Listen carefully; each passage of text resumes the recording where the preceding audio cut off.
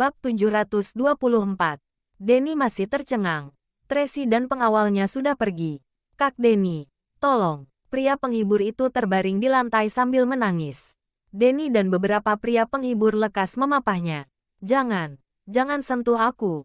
Pria penghibur itu berbicara dengan kesakitan. Pinggangku sepertinya patah. Cepat panggilkan ambulans. Hah, Denny tercengang. Begitu parah? Iya. Pria penghibur itu menangis. Tuan Putri apanya? Jelas-jelas ia adalah wanita iblis. Huhu. Tutup mulutmu. Kalau ingin mati, jangan melibatkanku. Denny lekas bergumam. Jangan melibatkan kami juga. Beberapa pria penghibur ketakutan. Barusan aku lihat para pengawalnya memiliki pistol. Astaga. Mengerikan sekali. Kak Denny. Aku takut sekali. Jangan berisik. Cepat bawa dia ke rumah sakit. Jangan sentuh aku. Cepat panggilkan ambulans. Toh tidak akan mati. Kenapa panggil ambulans? Begitu mobil ambulans kemari, akan timbul kekacauan di sini. Kak Denny, kamu kejam sekali. Tutup mulutmu. Tadi mereka kasih cek berapa? Cepat berikan padaku. Ada kemungkinan aku akan hidup cacat. Uang itu seharusnya milikku. Cerewet sekali. 1 orang setengah bagian. Kamu. Tracy mengernyitkan kening. Ekspresinya sangat menakutkan. Sosok misterius itu memancing ingatannya dan mengguncang suasana hatinya. Namun, malah menghilang. Siapa dia sebenarnya? Naomi mengamati ekspresi wajahnya dan berkata dengan hati-hati, "Nona, jangan marah. Saya segera mengirim orang untuk menyelidikinya. Harus menemukannya." Ucapan Tracy belum selesai. Tiba-tiba ia tertegun. Tak jauh dari sana, terlihat sosok familiar itu. Bukankah itu dia, Nona? Mobil sudah siap. Pintu depan terlalu banyak orang. Kita lewat pintu belakang saja. Tracy tiba-tiba berlari menjauh ketika Paula sedang bicara. Ia ingin mengejar orang itu. Seorang pemabuk tiba-tiba menarik Tracy. Wanita cantik, mau kemana? Sini temani kakak minum. Lepaskan. Tracy berseru jijik. Tidak, aku sudah melihat semuanya. Tapi aku belum pernah melihat wanita cantik sepertimu. Pemabuk itu mengulurkan tangan ingin mengusap dagu Tracy. Saat Tracy baru saja ingin melawan, tiba-tiba angin kencang menyapu telinganya dan menghantam orang itu dengan keras. Brak, pemabuk itu jatuh pingsan ke lantai. Hidungnya mengalir darah segar. Tracy menoleh secara spontan. Ia didekap dalam perlindungan sosok orang tinggi dan besar dari belakang. Ia adalah pria misterius yang berjalan di koridor tadi. Di saat ini, pria ini bagaikan pohon besar yang sedang melindunginya. Mata yang dalam bagaikan laut itu berbinar, menatapnya dalam. Walaupun topeng hitam misterius setengah muka itu menutupi setengah wajahnya, tetapi Tracy tetap memiliki rasa familiar yang kuat dan rasa akrab. Seolah-olah mereka adalah sepasang kekasih di kehidupan sebelumnya. Kamu sedang mencariku, terdengar suara pria yang rendah dan serak. Napasnya menghembus menggoda di sebelah telinganya. Kamu siapa? Tracy mendongak dan menatapnya. Ia pun tertegun. Ketika mendengar ucapan ini, tatapan mata pria itu menjadi ruwet. Tampaknya ia sungguh hilang ingatan. Kurang ajar. Berani sekali kalian menghajar Presdir Louis kami. Beberapa pengawal meraung mengambil botol alkohol ingin maju menyerang mereka. Pria itu merangkul pinggang Tracy, memeluknya dan memutarnya. Di saat bersamaan, kaki panjangnya juga menendang orang itu. Brak. Beberapa orang itu terbang dan terlempar ke meja kaca tempat duduk. Kaca itu pecah, hancur dan berantakan. Ikut aku. Pria itu menarik tangan Tracy, membawanya pergi dari pintu belakang. Nona Tracy, Naomi dan Paula bergegas mengejar. Tracy menoleh memberi isyarat tangan kepadanya. Naomi hanya melemparkan kunci mobil kepadanya, lalu menarik Paula. Kenapa tidak mengejarnya? Tanya Paula cemas. Bagaimana jika terjadi sesuatu? Bab 725. Kamu tidak lihat kode tangan Nona? Naomi mengernyitkan kening. Jika kita mengikuti mereka, hanya akan merusak momen baiknya. Jika Nona marah, kamu sendiri tahu akibatnya. Tapi, asal pria itu tidak jelas. Jika ada maksud di belakang bagaimana? Jadi, kita harus diam-diam mengikuti mereka dari belakang. Naomi melihat Tracy lari lewat pintu belakang bersama pria misterius itu. Ia lekas mengejar. Tidak boleh terlalu dekat. Tapi kita juga harus menjaganya dari kejauhan. Nona Tracy, kenapa ya? Biasanya begitu dingin dan acuh tak acuh. Kenapa malam ini begitu bertemu pria ini? Ia seperti kehilangan jiwa. Ia tak berdaya di hadapan pria misterius. Dalam kegelapan, Hartono melihat Daniel berhasil menarik Tracy pergi. Ia pun turut senang. Tuan Daniel berhasil. Beberapa wanita itu sungguh merepotkan. Rian mengernyitkan kening melihat Naomi dan Paula. Bagaimana ini? Apa kita harus menghalangi mereka? Tanya Hartono dengan cemas. Menghalangi mereka hanya akan membuat kita ketahuan. Rian sudah memiliki rencana. Tenang saja. Dengan kemampuan Tuan Daniel, pasti bisa segera lepas dari mereka. Benar juga, Hartono merasa bangga. Apa kita perlu ke sana melihatnya? Dari sini sudah bisa terlihat. Rian membuka jendela pemisah. Di luar jendela itu adalah parkiran mobil. Kebetulan sekali dapat melihat Daniel yang mengenakan topeng dengan dandanan misterius sedang keluar sambil menarik Tracy. Kamu berani keluar bersamaku? Daniel baru saja ingin mengeluarkan kunci mobil. Seharusnya kamu yang berani atau tidak. Tracy menekan kunci mobilnya. Sebuah mobil Pagani melaju keluar dari parkiran mobil secara otomatis. Ia bergerak seperti kilatan petir dan berhenti tepat di samping mereka dengan stabil. Daniel diam-diam memasukkan kembali kunci mobil Volkswagen-nya. Ia ingin menggunakan identitas lain untuk mendekati Tracy, agar dapat menyembunyikan identitasnya sedalam mungkin. Ia harus melakukan segala hal dengan rendah hati. Jadi ia meminta Rian menyiapkan mobil Volkswagen yang sederhana, seharga 250 juta. Tak disangka, naik. Tracy menarik Daniel masuk mobil. Daniel masih belum duduk dengan benar. Pagani sudah melesat seperti kilat. Ia lekas memegang pegangan tangan mobil dan mengenakan sabuk pengaman. Tracy melihat kaca spion belakang dan menambah kecepatan. Mereka adalah pengawalmu. Daniel melirik kaca spion belakang. Melihat Naomi dan Paula sedang mengejar dari pintu belakang. Kenapa? Takut. Tracy sama sekali tidak mengenalinya. Pada saat ini, rambut Daniel disisir ke belakang. Berjaket kulit hitam. Ditambah lagi topeng setengah wajah yang misterius itu. Berbeda sekali dengan Daniel yang arogan, serius, dingin dan tegas itu. Sedangkan Daniel tahu, Tracy yang sekarang lebih cerdik daripada Tracy 2 tahun lalu. Jadi, ia juga mengubah detil dan suaranya. Tidak takut, Daniel sengaja menggodanya. Ada kamu yang melindungiku. Hahaha, Tracy tertawa terbahak-bahak. Kemudian ia menoleh kepala melihatnya. Kamu adalah pria penghibur di bar? Iya, Daniel menganggukkan kepala. Jika kamu tidak suka, kamu masih sempat melemparku keluar sekarang. Buka harga. Tracy merasa tidak keberatan. Ia malah menaikkan alis. 1 malam berapa? 1 malam 20 juta. Daniel menjawabnya. Tidak ada diskon. Percakapan yang begitu menjijikkan. Langit juga tahu. Kenapa ia sanggup mengatakan hal itu? Karena ia adalah orang yang tidak tahu malu. Hahaha, Tracy tertawa lagi. Jadi, apa yang bisa kamu lakukan untukku? Kamu ingin aku melakukan apa? Satu tangan Daniel diletakkan pada kursi sandaran Tracy. Mendekatinya dengan penuh godaan. Apa kita saling mengenal sebelumnya? Tracy merasa aneh. Dirinya sama sekali tidak jijik dengan tindakan pria ini yang sedang mendekati dirinya. Jelas-jelas ucapannya sangat menggelikan. Trik tangannya pun tak berbeda dengan pria penghibur lainnya. Tapi ia malah merasa begitu akrab. Bahkan, ketika pria ini mendekatinya, jantungnya berdebar-debar. Daniel agak terkesiap. Apa mungkin ia teringat sesuatu? Atau ia sengaja berpura-pura lupa ingatan? Bab 726. Tampaknya benar kenal. Tracy mendapatkan jawaban dari tatapannya. Tak kusangka. Kamu masih mengingatku. Daniel mengarahkannya. Aku kira kamu sudah lupa. Apa maksudmu? Tracy menaikkan alis. Memandangnya dengan bingung. Kamu adalah pelanggan pertamaku. Bibir tipis dan seksi Daniel menyapu pipi Tracy. Lalu berbisik di samping telinganya. 6 tahun lalu. Kamu memesanku. Kemudian kita bermalam di sebuah hotel. 6 tahun lalu, Tracy memikirkan dengan serius. Tapi ia tidak dapat mengingat apapun. Kenapa aku tidak mengingatnya sedikit pun? Orang besar melupakan banyak hal. Daniel sengaja mengujinya dan menggigit daun telinganya.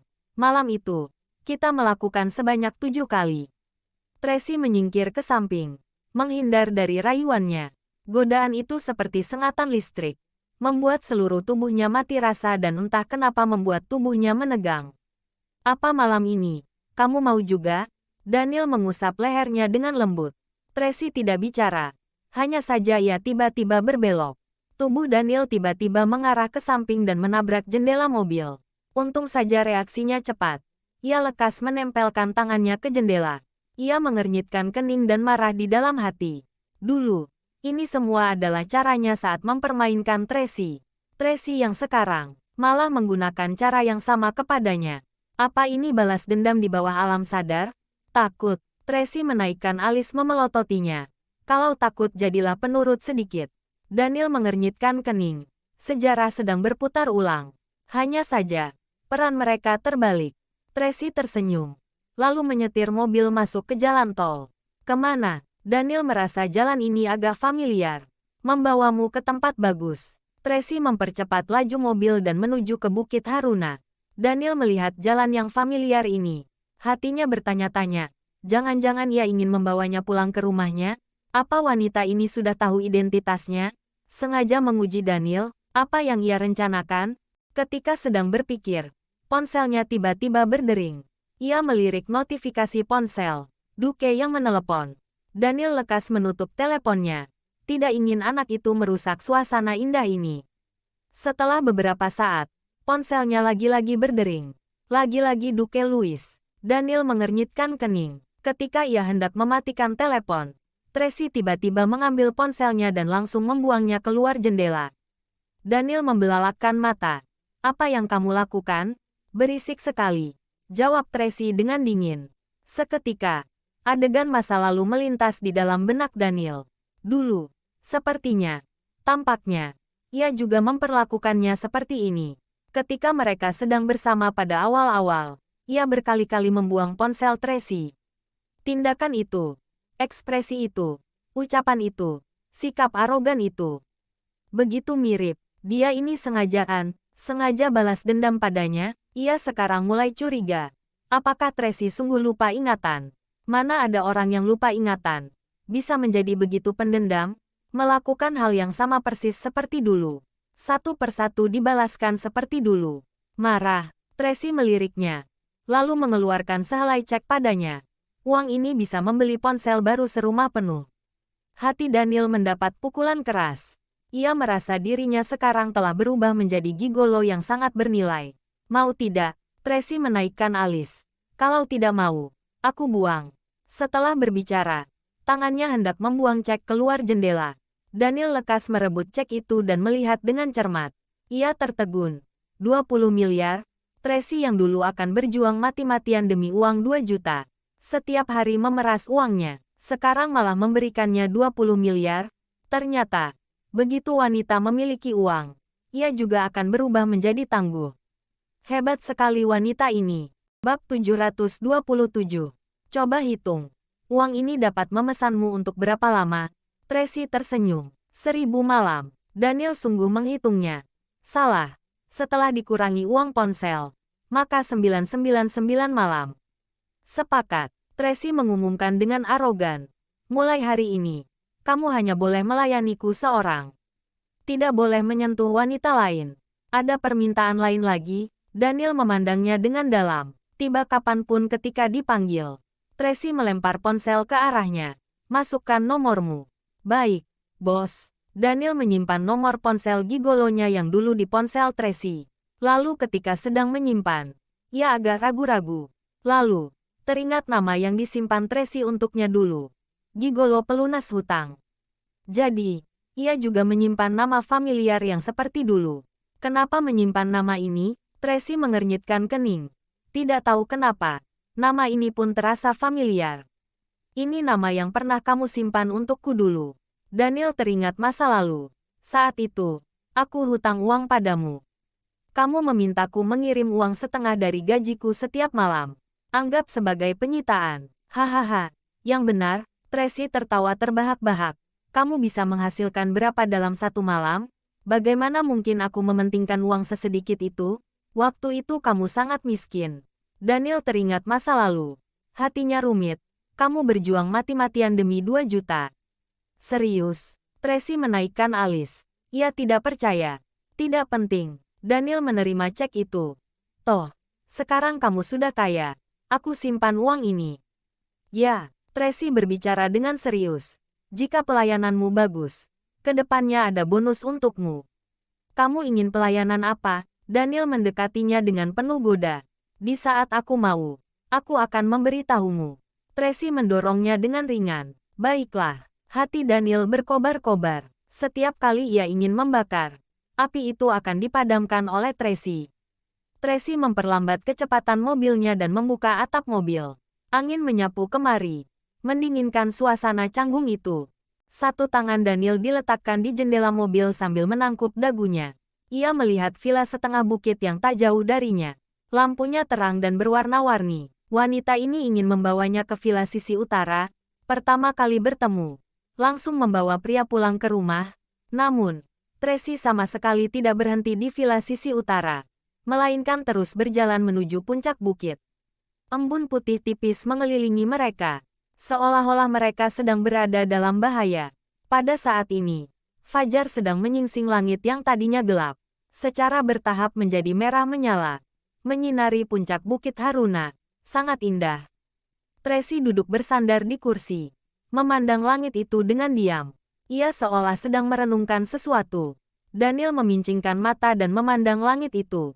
Perasaannya sangat rumit. 2 tahun lalu, ia sering kemari sendirian, berdiam di sini hingga semalaman. Kadang-kadang turun hujan. Ia juga duduk di dalam mobil, memandang langit itu dengan bengong sambil memikirkan Tracy. Ketika Tracy ada dulu, Daniel tidak pernah melakukan hal romantis kepadanya. Tidak pernah membawanya menyaksikan matahari terbit dan terbenam. Kemudian, ketika Tracy sudah tidak ada, Daniel malah beberapa kali kemari sendiri melihat matahari terbit dan terbenam. Karena ketika ia sendirian, ia dapat memikirkan Tracy dengan tenang. Tetapi kenapa? Ia tiba-tiba membawa dirinya kemari. 2 hari lalu, aku tidak sengaja menemukan tempat ini. Sangat indah. Tracy berkata dengan suara pelan. Selain itu, pemandangan matahari terbit ini sering sekali muncul di dalam mimpiku. Kamu sering memimpikannya tempat ini.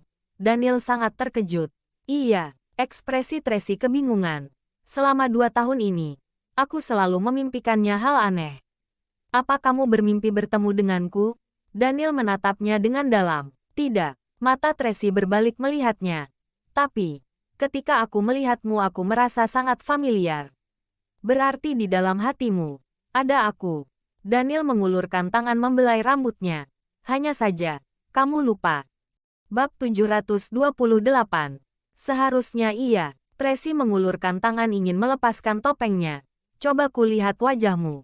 Daniel segera mencekal tangan rampingnya dan tersenyum. Rasa familiar itu berasal dari aku yang mengenakan topeng. Untuk apa merusak rasa ini? Benar juga, Tracy berpikir. Jika melihat wajahnya dengan jelas, mungkin akan menghilangkan rasa indah itu. Jadi, ia menarik kembali tangannya dan menunggu matahari terbit dengan tenang. Daniel melepaskan jasnya dan mengenakannya ke tubuh Tracy. Ia tidak menyentuhnya, hanya menemaninya dalam diam. Sebenarnya selama 2 tahun ini, ia sering sekali berimajinasi. Tracy muncul di sampingnya dan menemaninya melihat matahari terbit. Sekarang mimpi itu akhirnya terwujud. Dengan cepat, langit berubah menjadi merah menyala menyinari puncak bukit Haruna. Benar-benar sangat indah. Suasana hati Tracy sangat bagus. Ia menyilangkan kedua tangan di dada dan menikmati keindahan langkah ini. Daniel ingin sekali memeluknya, tapi ia tidak berani menyentuhnya. Ia tahu, beberapa hal harus dilakukan secara pelan.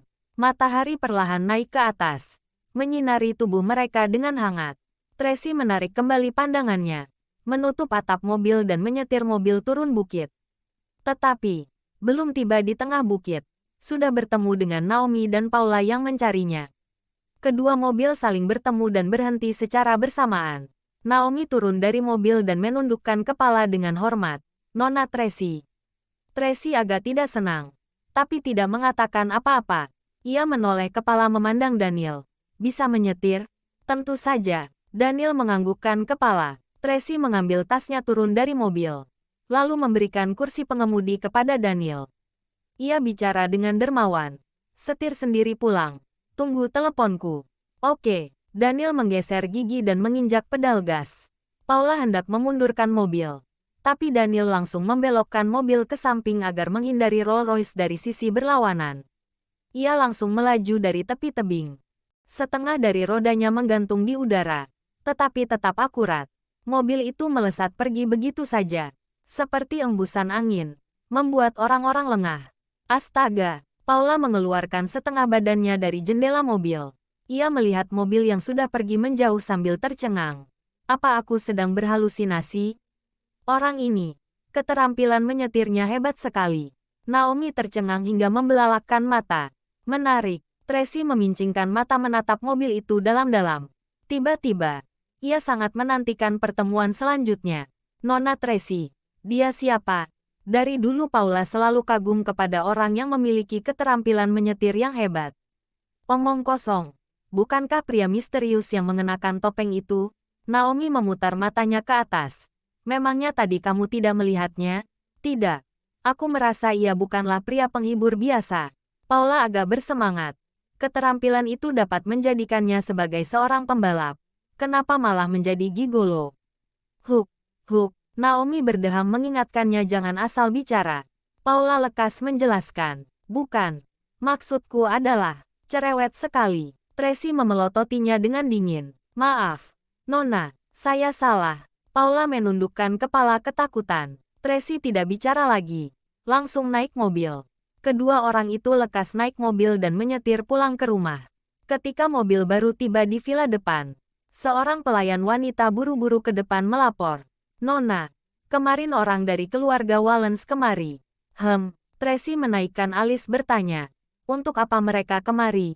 Katanya elang peliharaan kita menakuti Tuan Muda, Tuan Putri dan binatang peliharaan mereka. Meminta kita segera membereskannya dan juga.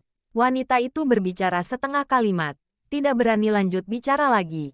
Katakan, Tracy berjalan ke dalam rumah sambil melepaskan kancing kemejanya. Mereka meminta Anda meminta maaf ke sana secara langsung. Ucap pelayan wanita itu dengan suara kecil. Tracy menghentikan langkah kakinya. Ujung bibirnya naik mencibir. Minta maaf secara langsung. Mereka berani berpikir seperti itu.